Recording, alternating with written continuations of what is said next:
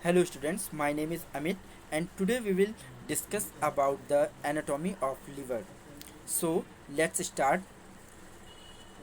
It is the largest organ of the GIT. जो liver होता है ये जीआईटी का या डाइजेस्टिव सिस्टम का सबसे लार्जेस्ट ऑर्गन होता है। इट इज़ अप्रॉक्सीमेटली वेट इन 1500 ग्राम। जो इसका वेट होता है वो अप्रॉक्सीमेटली 1500 ग्राम्स या 1.5 केजी होता है। It lies just inferior to the diaphragm in the right side of the abdominothoracic region. ये इसकी जो लोकेशन होती है वो एब्डोमिनोथोरेसिक रीजन में होती है। ये एब्डोमिनोथोरेसिक रीजन जो होता है एक मस्कुलर लेयर होती है जिसे हम डायफ्राम बोलते हैं। उनके थ्रू ये दोनों रीजन पार्टिसिपेट होते हैं या पार्टीशन होता है इनका।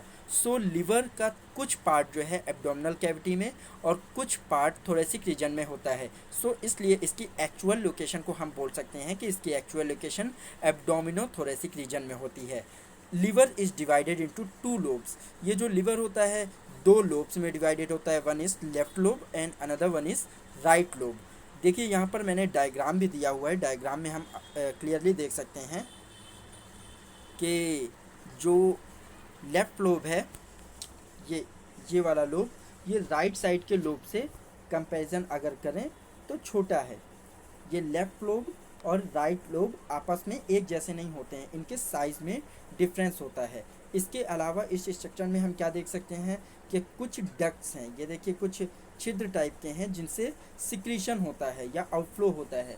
सो इसके अलावा क्या है, कुछ बाइल डक्ट्स हैं, कुछ हिपैटिक डक्ट्स हैं। इनके बारे में हम लोग फर्दर स्टडी करेंगे नेक्स्ट डायग्राम में। सो कंटिन्यू करते हैं हिस्टोलॉजी ऑफ लिवर के साथ। सो हिस्टोलॉजी ऑफ लिवर क्या होती है? It consist the functional unit called hepatic lobule. जो लिवर की फंक्शनिंग होती है, जो लिवर की फिजियोलॉजी होती है, उसके लिए कुछ फंक्शनल यूनिट होती हैं जो लिवर में ऑलरेडी प्रेजेंट होती हैं, जिन्हें बोलते हैं हिपैटिक लोब्यूल्स। ये हिपैटिक लोब्यूल्स का स्ट्रक्चर कैसा होता है या देखने में कैसी होती हैं? So here is the diagram through which we can clearly understand. So ये हिपैटिक लोब्यूल जो हैं, ये देखिए इनका स्ट्रक्चर जो है हेक्सागोनल टाइप का है। ये हेक्सागोनल है जिसमें 6 एजेस हैं। हर एक एज पर अगर आप देखेंगे तो 3 डक्ट हैं। एक बाइल डक्ट, दूसरा पोर्टल वेन और तीसरा हिपैटिक आर्टरी। देखिए हर एक एज पर आपको ये 3 तरह की वेसल्स दिखाई देंगी। ये हिपैटिक आर्टरी जो होती है, hepatic artery and portal vein का काम होता है लिवर के अंदर ब्लड का सर्कुलेशन करना। और साथ ही जो बाइल डक्ट होता है, बाइल डक्ट का काम होता है जो लिवर के अंदर बाइल सिक्रीट होता है, बाइल का जो प्रोडक्शन होता है उसको एक्सर्ट आउट करना या बाहर की ओर लेकर जाना। और ये बाइल जाकर फिर इकट्ठा होता है गॉल ब्लैडर में। बट इसके अलावा भी कुछ स्ट्रक्चर्स हैं जो हमें बीच में दिखाई दे रहे हैं। पर्पल कलर का स्ट्रक्चर, इसमें क्या दिखाई दे रहा है, कुछ कैनाल टाइप की दिखाई दे रही हैं जो इन 6 एजेस से कॉन्टीन्यूसली जुड़ी हुई हैं। ये देखिए इस स्ट्रक्चर में क्लियरली हमें दिखाई दे रहा है। सो ये जो एक कैनाल है, इस कैनाल को बोल रहे हैं साइनोसाइड। ये साइनोसाइड क्या करती है, जो भी ब्लड या जो भी सिक्रीशन या जो भी लिक्विड आ रहा है लिवर के अंदर, और आ कहाँ रहा है, ये बाइल डक्ट या पोर्टल वेन या हिपैटिक आर्टरी से होता हुआ जो इंसर्ट हो रहा है, ये उसके बाद कहाँ पर पहुँच रहा है। ये कुछ पैसेज हैं या जो कैनाल टाइप के स्ट्रक्चर हैं जिनका नाम मैंने अभी साइनोसाइड बताया, ये लेकर जा रहे हैं। बीच में एक पार्ट है जिसको हम बोल रहे हैं सेंट्रल वेन।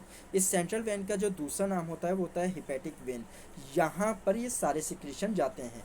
और इसके अलावा ये तो हो गई पोर्टल ट्रायड और साइनोसाइड की बात। इसके अलावा देखिए इसकी हॉलो कैविटी में जो मैं ड्रॉ कर रहा हूँ, इसमें आप देख सकते हैं कि कुछ सेल्स टाइप के या सेलुलर स्ट्रक्चर हैं। जैसे कि ये देखिए इस टाइप से स्ट्रक्चर हैं, ये कुछ अलग अलग स्ट्रक्चर हैं जो सेल्स हैं। ये इन सेल्स को बोलते हैं हिपैटोसाइट। हिपैटोसाइट का मतलब होता है, हिपैटो मीन लिवर और साइट का मतलब सेल्स।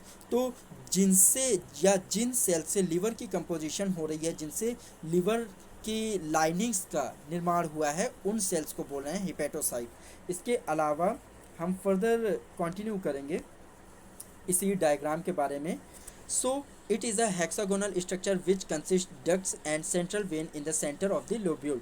जैसा कि हमने अभी डायग्राम में देखा कि ये हेक्सागोनल स्ट्रक्चर जो थे इसकी फंक्शनल यूनिट थे लिवर के, और ये लिवर में कई सैकड़ों से होकर हज़ारों तक हो सकते हैं। सो उसमें कुछ डक्ट्स थे कॉर्नर पर, जैसे कि पोर्टल वेन का डक्ट था, हेपेटिक आर्टरी का डक्ट था और बाइल डक्ट था, और बीच में जो एक स्ट्रक्चर दिखाई दे रहा था जिसको बोल रहे थे सेंट्रल वेन। ये सेंट्रल वेन इन डक्ट से साइनोसाइड के थ्रू जुड़ी होती है। साइनोसाइड क्या था? एक तरह का पैसेज वे था, या एक तरह की कैनाल कह सकते हैं, जिसके थ्रू ब्लड सेंट्रल वेन तक पहुंच रहा था। इसके अलावा it also having some spaces between the hepatocyte called bile canaliculi. जो हिपेटोसाइट्स हैं, जो हॉलो कैविटी में सेल्स का अरेंजमेंट आपने देखा था हिपेटोसाइट्स में, उनके बीच में कुछ स्ट्रक्चर्स होते हैं या स्पेसेस होते हैं। उन स्पेसेस को बोलते हैं बाइल कैनालिकुली। ये बाइल कैनालिकुली जो होते हैं, ये बाइल के सिक्रीशन के लिए या बाइल के फॉर्मेशन के लिए रिस्पॉन्सिबल होते हैं। It circulates the blood itself through hepatic artery and portal vein. जो लिवर के अंदर ब्लड का सर्कुलेशन हो रहा है, ये टोटली रिस्पॉन्सिबल है हेपेटिक आर्टरी के थ्रू और पोर्टल वेन के थ्रू। अब it also consist to hepatic ducts. इसमें दो तरह के हेपेटिक डक्ट थे, लेफ्ट हेपेटिक डक्ट और राइट हेपेटिक डक्ट। ये हेपेटिक डक्ट क्या होता है, इसको हम फिर से डायग्राम के थ्रू समझेंगे। सो सबसे पहले वाले डायग्राम पर चलते हैं। यहाँ पर देखिए, मैं आपको ड्रॉ करके दिखा देता हूँ कि ये जो लिवर है, इसमें क्या होता है कि ये जो हेक्सागोनल सेल थी, जिसको हम फंक्शनल यूनिट बोल रहे थे या हेपेटिक लोब्यूल बोल रहे थे, ये सारे एक दूसरे के साथ अटैच्ड होते हैं। कैसे अटैच्ड होते हैं? यहाँ से जो वेन निकलती हैं, यहाँ से जो वेन निकलती है और इससे जो वेन निकलती है, ये कहीं पर जाकर एक अटैचमेंट फॉर्म करती है। इस अटैचमेंट को ही बोलते हैं, इस अटैचमेंट का नाम होता है कॉमन हेपेटिक डक्ट। ये सारे जो हेपेटिक लोब्यूल्स होते हैं, एक दूसरे से कॉमन हेपेटिक डक्ट के थ्रू जुड़े होते हैं। This common hepatic duct transport the bile juice in gall bladder which further transport bile into the pancreas. ये जो कॉमन हेपेटिक डक्ट होते हैं, जो कि हेपेटिक लोब्यूल्स को आपस में कनेक्ट करने का काम करते हैं, ये बाइल का सिक्रीशन करते हैं गॉल ब्लैडर में। गॉल ब्लैडर एक तरह से स्टोरेज डिवाइस होती है, जो बाइल को कंसिस्ट करता है या स्टोर करता है, और फिर उसके बाद वो जो गॉल ब्लैडर होता है, ये फर्दर ट्रांसपोर्ट करता है बाइल का पैंक्रियाज के लिए। अब फंक्शन क्या होते हैं लिवर के? तो लिवर के स्टूडेंट्स बहुत सारे फंक्शन होते हैं। जैसे पहला इसका काम मैंने बताया कि ये बाइल का सेक्रेशन करता है, सो ये इसका एक मेजर फंक्शन हो गया। सो बाइल सेक्रेशन फंक्शन में क्या होता है? It secrets bile juice in digestion. जो बाइल जूस होता है, ये मेनली डाइजेशन में यूज़ होता है। दूसरा इसका फंक्शन होता है स्टोरेज का। It stores triglyceride and help in break down of fatty acid. जो ट्राईग्लिसराइड होते हैं, ये एक तरह के फैटी मॉलिक्यूल्स होते हैं, ट्राईग्लिसराइड, मोनोग्लिसराइड। तो ये ट्राईग्लिसराइड के जो स्ट्रक्चर होते हैं, उनका ब्रेक डाउन करता है, और साथ ही फैटी एसिड का भी ब्रेक डाउन करता है मोनोग्लिसराइड में। इसके अलावा इसमें ये जो है मोस्टली, या ये कहें कि मेनली जो पार्टिसिपेशन इसका होता है कार्बोहाइड्रेट मेटाबॉलिज्म में होता है। It plays a significant role in the maintenance of blood glucose level. अब ये ब्लड ग्लूकोज लेवल को मेंटेन कैसे करता है? When blood glucose level is low, glycogen is broken into glucose. जब ब्लड ग्लूकोज लेवल लो होता है blood में, तो क्या होता है? ग्लाइकोजन जो होता है वो ग्लूकोज में कन्वर्ट होता है, और जब ब्लड ग्लूकोज लेवल हाई होता है, तब ये ग्लूकोज के जो ब्रेकिंग हो रही है, ब्रेक डाउन हो रहा था ग्लूकोज का, उसको रोकता है। तो ये ग्लूकोज को कन्वर्ट करता है ग्लूकोजन और ट्राइग्लिसराइड में, मीन प्रायर फॉर्म में। चौथा इसका जो फंक्शन है वो है प्रोटीन सिंथेसिस। प्रोटीन सिंथेसिस में ये लीवर कैसे पार्टिसिपेट करता है? So most of the plasma protein like alpha and beta, globulin, albumin, prothrombin and fibrinogen, ये जितने भी प्रोटीन्स हैं, आई थिंक ये आप लोगों ने ब्लड में इन प्रोटीन्स के बारे में ऑलरेडी पढ़ा होगा। ये जितने भी प्रोटीन्स हैं, ये हिपेटोसाइट्स के थ्रू ही सिंथेसाइज होते हैं। हिपेटोसाइट्स मतलब जो सेल्स लिवर का कंपोजिशन करती हैं, जिनसे लिवर की लाइनिंग्स का निर्माण होता है, उनको हिपेटोसाइट बोलते हैं, और यही हिपेटोसाइट सिंथेसाइज करती हैं एल्ब्यूमिन, ग्लोबुलिन, प्रोथ्रोम्बिन, फाइब्रिनोजन और साथ ही साथ अल्फा एंड बीटा ग्लोबुलिन को। इसके अलावा जो इसका नेक्स्ट फंक्शन होता है वो स्टोरेज का होता है। सो स्टोरेज ये कैसे करता है? So liver forms a primary storage site for the vitamin such as vitamin A, D, E, K and B12। Mean जो vitamin A, D, E, K and vitamin B12 mean साइनेकोबैलामिन है, उनके लिए एक स्टोरेज साइट का भी काम करता है। फिर इसका नेक्स्ट फंक्शन जो होता है फैगोसाइटोसिस। फैगोसाइटोसिस जैसा कि स्टूडेंट्स हम लोग जानते होंगे, फैगोसाइटोसिस का मतलब होता है कि एक सेल दूसरी सेल को खा जाती है।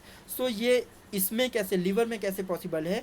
देन द अरे the aged RBCs and WBCs and some bacteria are undergo phagocytosis by Kupffer cells in the liver। जो हमने फर्स्ट डायग्राम देखा था उसमें कुछ कुफर सेल के भी स्ट्रक्चर थे। ये कुफर सेल जो होती हैं रिस्पॉन्सिबल होती हैं जो ऑलरेडी यूज्ड या आरबीसीज जो रिटायर्ड हो जाती हैं। जैसे कि हम जानते हैं आरबीसीज का जो जीवन काल होता है या जो लाइफ स्पैन होता है ये 120 डेज़ का हो जाता है। 120 डेज़ के बाद ये आरबीसीज की जो एक्टिविटी होती है ये एक तरह से डीएक्टिवेट होने लगती है। तो ये इन आरबीसीज का होता क्या है और डब्ल्यूबीसीज का होता क्या है? तो ये जो आरबीसीज, डब्ल्यूबीसीज या जो बैक्टीरिया होते हैं बॉडी के अंदर ऑलरेडी मौजूद, उनको फैगोसाइटोसिस के थ्रू लिवर में ही ख़त्म कर दिया जाता है। और ये काम करता कौन है? जो लिवर में कुफर सेल्स मौजूद होती हैं। इसके अलावा जो इसका नेक्स्ट फंक्शन होता है activation of vitamin D. Vitamin D मतलब कैल्सीफेरॉल की बात हो रही है। तो ये विटामिन डी जो हम सनलाइट से एब्जॉर्ब करते हैं, इसको एक्टिव फॉर्म में कैसे लाते हैं? सो इसके लिए लिवर की जो फिजियोलॉजी होती है या लिवर फंक्शनिंग ही रिस्पॉन्सिबल होती है। जैसे कि विटामिन डी स्किन से जितना कि सिंथेसाइज होता है उतना ही लिवर के थ्रू जो हम लोग ईटेबल आइटम खाते हैं या जो भी फूड मटेरियल कंज्यूम करते हैं उसमें जो विटामिन डी होता है वो लिवर के थ्रू ही सिंथेसाइज किया जाता है। और बाकी का जो विटामिन डी होता है ये किडनीज के थ्रू जो रीअब्जॉर्प्शन की प्रोसेस होती है उसके थ्रू सिंथेसाइज होता है। सो स्टूडेंट्स हमने यहाँ पर कई सारे फंक्शन पढ़े। हिपेटोसाइट्स क्या होती हैं, हिपेटिक लोब्यूल जो कि फंक्शनल यूनिट थी वो किस तरह की होती हैं, उनकी हिस्टोलॉजी कैसी होती है, लिवर कैसा होता है, लोब्यूल्स कैसे होते हैं, साइनोसाइड किसे बोलते हैं, ये कई सारे टॉपिक के बारे में हमने आज स्टडी की। सो आई होप कि आप लोग को समझ में आया होगा। इसी के साथ थैंक यू।